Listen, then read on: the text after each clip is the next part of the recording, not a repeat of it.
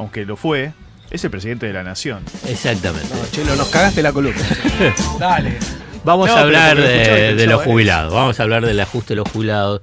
Y me da cierta impresión porque a mí, yo utilizo mucho la historia y acontecimientos históricos, los procesos, para tratar de analizar el presente. Para mí es fundamental eso, es clave, es central.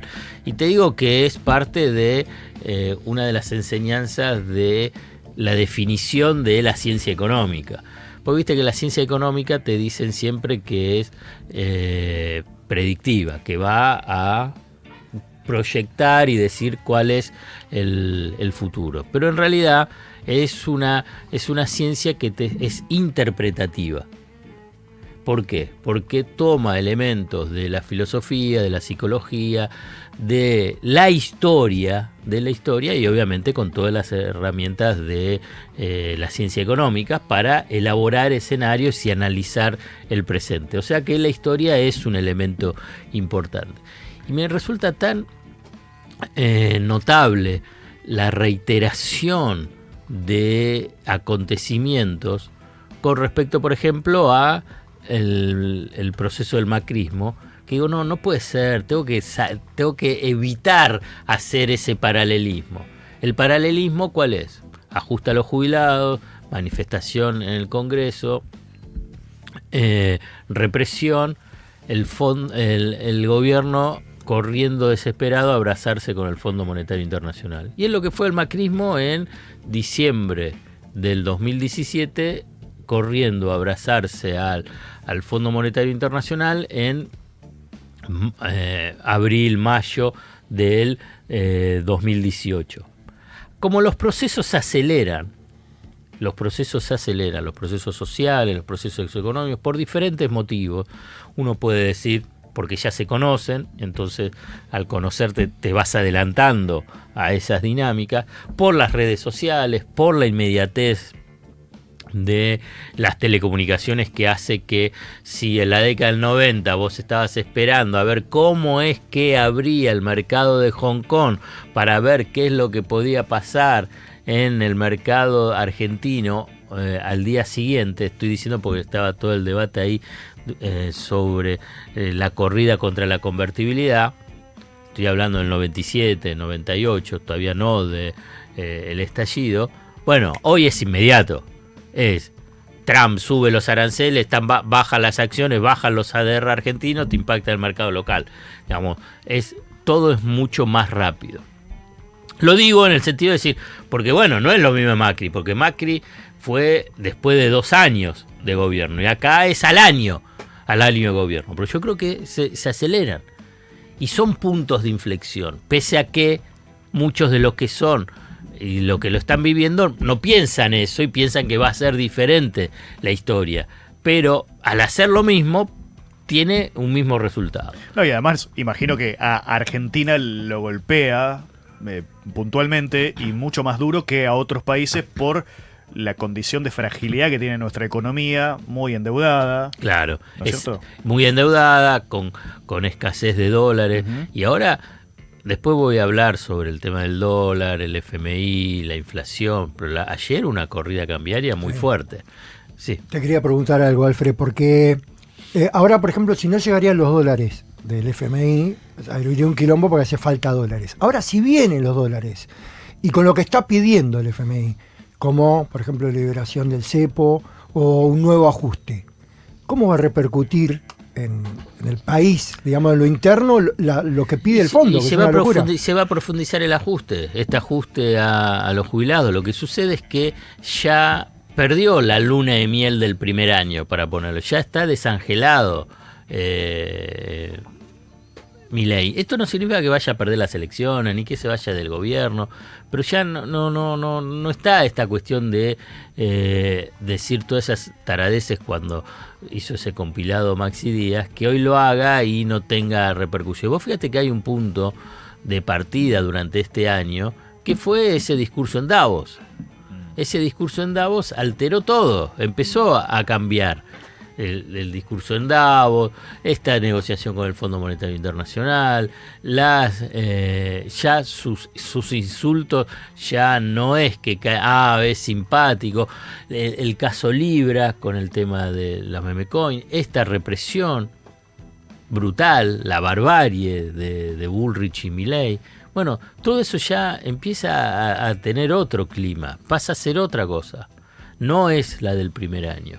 Y el ajuste a los jubilados tiene una especial dedicación. ¿Pero por qué? Esto un poco lo desarrollé también en la columna del jueves en Segurola y Habana, el programa de Julia Mengolini. Pero acá voy a ampliar o repetir algunos conceptos porque me parecen importantes. Es que en el total del gasto público, el gasto previsional es el más importante. El gasto previsional, el gasto de seguridad social amplio, ¿no?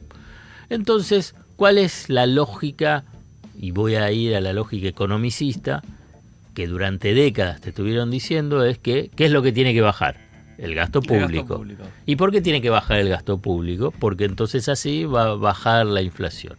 Y entonces, cuando se enfrentan a esa situación, dicen, che, tenemos que bajar el gasto público. ¿Y cuál es la porción más importante que se lleva el gasto público? Claro. Y seguridad social y previsional. Entonces, ¿a dónde tenés que ajustar? Para que tenga la dimensión del ajuste que pretende esa línea ortodoxa, conservadora, reaccionaria de derecha. Te pongo todo lo calificativo que pueda haber. Bueno, entonces avanza sobre los jubilados. Por eso la década del 90, por eso lo de Macri, y por eso ahora. Entonces dice, tengo que ajustar ahí. Son víctimas. Después uno puede decir, bueno, ¿por qué las víctimas votan a quienes le quieren ajustar? Bueno, ya eso es un tema sociopolítico o psicológico, social, de psicología de masas. ¿Por qué lo pueden pensar? Entonces vos fíjate que los grandes cortes son sobre programas sociales y lo de la seguridad social y previsional. Por eso también se avanza sobre el PAMI, que es la principal obra social que existe en la Argentina, y porque atiende a los jubilados, porque son millones de personas. Claro, achicando el listado de medicamentos, quitando prestaciones. Prestaciones, alimentos, que se le da también a los jubilados. Bueno, entonces esa es la lógica. Entonces tenés que entender esa lógica económica que pasa a ser política para después no rasgarte las vestiduras.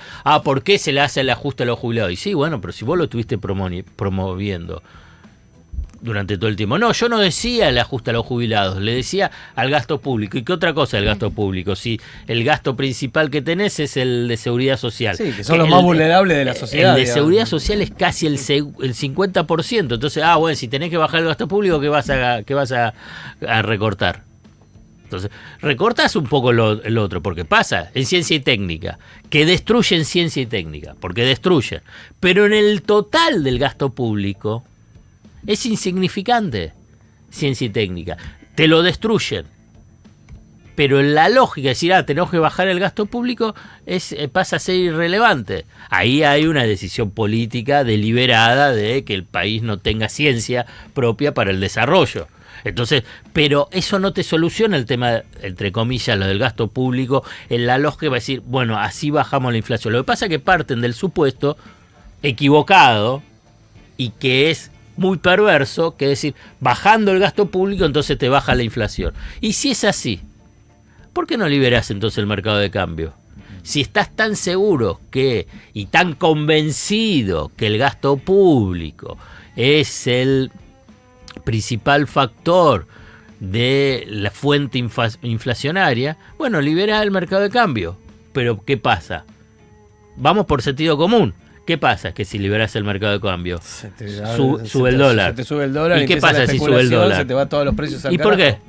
Pero si tenés el ajuste de las cuentas públicas y tenés equilibrio fiscal, tenés superávit fiscal financiero después de pagar intereses de la deuda, que esa es la lógica, digamos, esa es la teoría conservadora vinculado con cómo funciona la economía. Pero si ya tenés equilibrio fiscal, ¿por qué vas a tener inflación? Pero si liberás el dólar tenés inflación. Entonces el supuesto teórico es falso. O no funciona así. Digamos, hay que tratar de entenderlo, porque si no, la verdad, es enloquecedor. Te están diciendo, tenés que bajar el gasto público y baja la inflación, Y entonces, pero no liberas el dólar porque entonces tenés inflación. Entonces el factor de inflación no es este. Esto no implica, y pongo un pie de página para que pueda entenderse aún mejor, esto no significa que tiene que haber desborde del gasto público, que tiene que haber desborde de las cuentas fiscales, que el tema del déficit fiscal no tiene ninguna importancia, más aún para una economía bimonetaria altamente endeudada en dólares, es relevante, es importante el equilibrio fiscal. El tema es cómo lo alcanzás, cómo lo lográs, en el tiempo, cómo es sustentable, quién es el que paga para lograr el ajuste fiscal, porque vos podés lograr el ajuste fiscal también incrementando los ingresos, no solamente bajando los gastos. Cobrando impuestos a las grandes ganancias, a las riquezas. Exactamente. Claro. Entonces, pero no lo haces porque es tu electorado también. Por eso. Entonces tenés muchas cosas. ¿Qué es lo que quiero decir? Sí, hay que cuidar las cuentas fiscales, pero las tenés que cuidar por otras razones que no hacen a esta de la brutalidad de decir, bueno, si tenés equilibrio fiscal te baja la inflación. Vuelvo a repetir, libera el dólar si vos pensás eso. Si vos pensás que eso, que lo más relevante, entonces el equilibrio fiscal y el manejo prudente monetario, bueno, libera el dólar. Entonces, ¿qué es lo que te van a empezar a decir? Para contrarrestar, porque ya esto lo escucho. Bueno, pero esto es por los desbordes pasados que existen, porque este es el cepo, porque esto, y entonces te dicen todo para atrás. Pero escúchame, si hay una teoría, no la podés decir, esa teoría queda suspendida porque en el pasado hubo cosas vinculadas con la economía. No es una realidad lo que tenés. Bueno, entonces, yo digo, tanto para las y los jubilados, para que puedan entender por qué recae sobre ellos el ajuste, es porque el pensamiento económico que tiene su reflejo después en fuerzas políticas conservadoras, de derechas, que le generan simpatías, como le pueden generar simpatía a Patricia Bullrich, piensan que ustedes son los culpables y que por consiguiente tienen que ajustarse sus ingresos. Entonces, esta es no sé, por ahí estoy enfatizando tanto para tratar de para que pueda entenderse en términos de con una mirada desde la lógica económica, porque se entiende el tema de la social, el tema de que son sectores vulnerables, que se entiende que cobran poco. Bueno, pero ¿por qué? ¿Por qué? ¿Por qué entonces avanzan sobre grupos vulnerables que cuánto cobran? 230.000 pesos. 250.000 pesos, con el bono que lo tienen congelado más 70.000 pesos, 310.000, 320.000 pesos. Entonces vos agarrás y decís, pero eso es la guerra del cerdo, ¿no?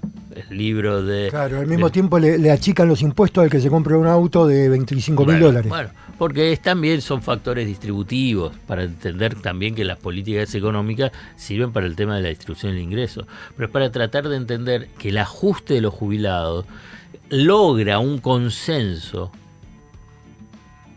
engañoso a partir de que durante décadas que te estuvieron batallando de que tiene que bajarse el gasto público,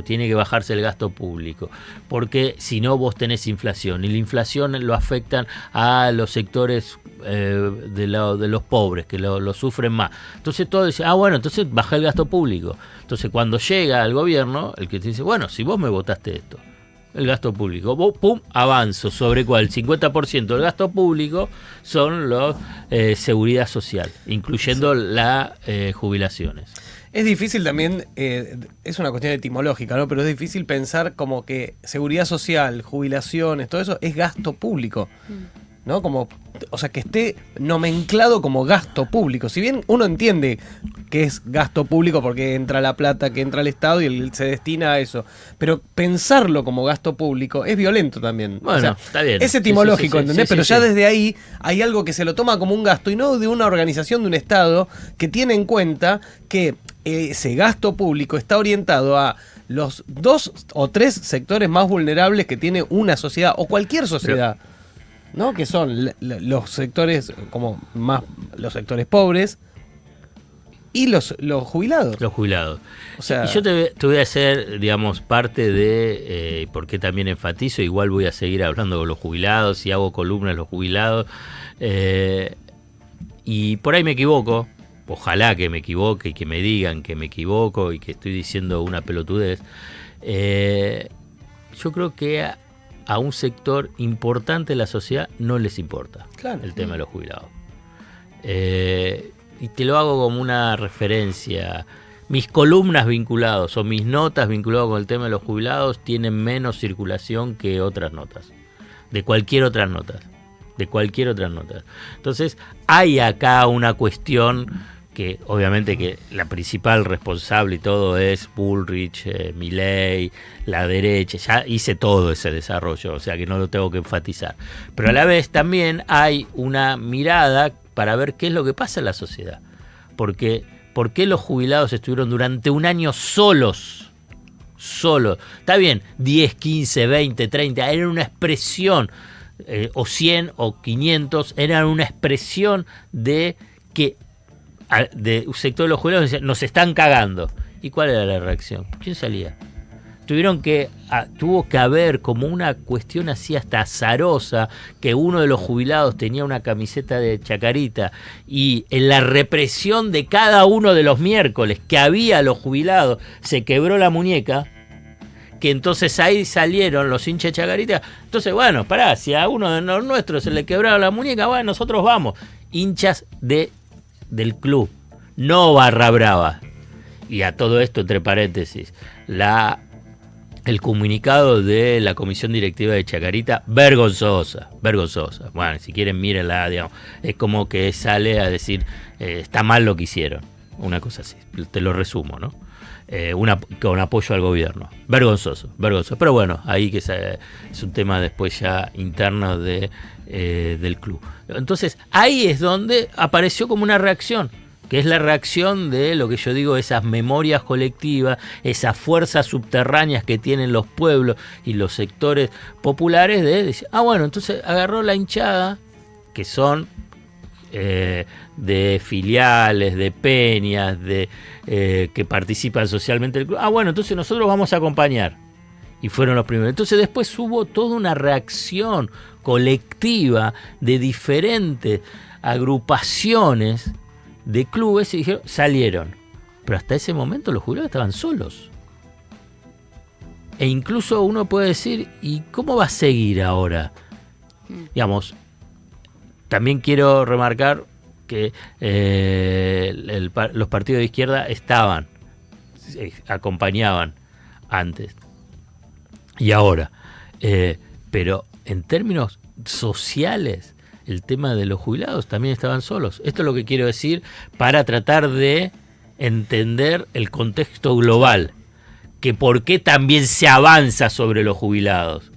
Porque hay, primero, ese consenso económico que tiene que haber ajuste para bajar la inflación, y si se baja la inflación, bueno, que haya víctimas, y entre ellos los jubilados. Y después porque se desentienden. Hay un sector importante de la sociedad que se desentiende de, más allá de la represión sí, represión no, se desentiende de el destino de los jubilados.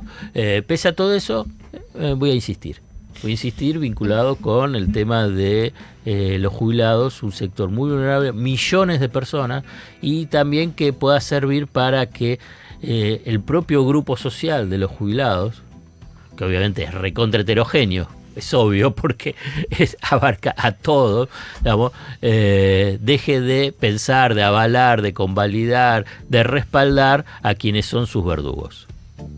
Lleva mucho tiempo mintiendo, eso se ve.